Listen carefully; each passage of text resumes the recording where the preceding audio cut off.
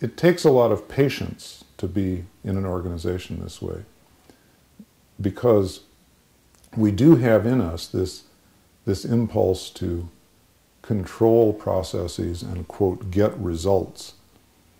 And the fixing mode that a lot of consultants get into looks on the surface like it's doing a better job of controlling processes and getting results.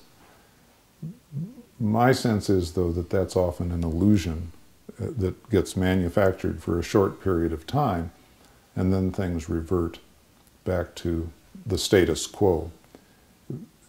It takes more time and patience to be in that organization or in the world in an inquiry mode which helps people see themselves in the mirror, but once they've seen themselves, the transformation is much more likely to have legs, to stand, to last, to make the distance.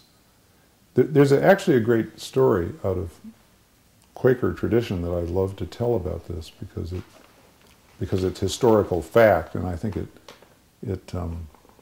witnesses to the point I'm trying to make.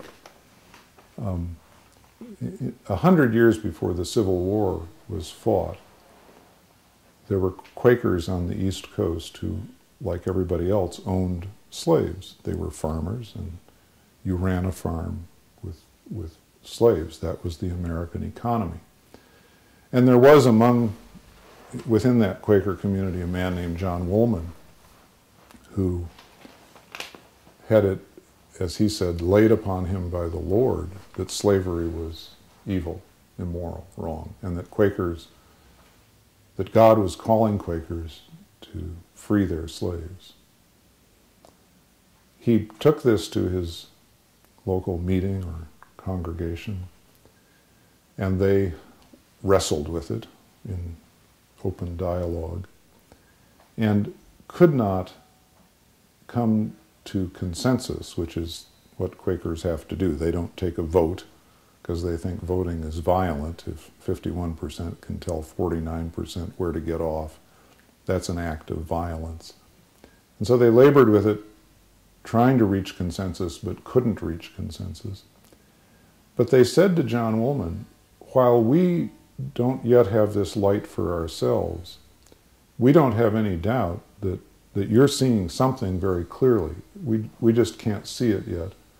And so we'll support your family while you travel among Quakers, friends, up and down the East Coast, delivering your message, sharing your revelation, for as long as it takes for some kind of outcome to happen.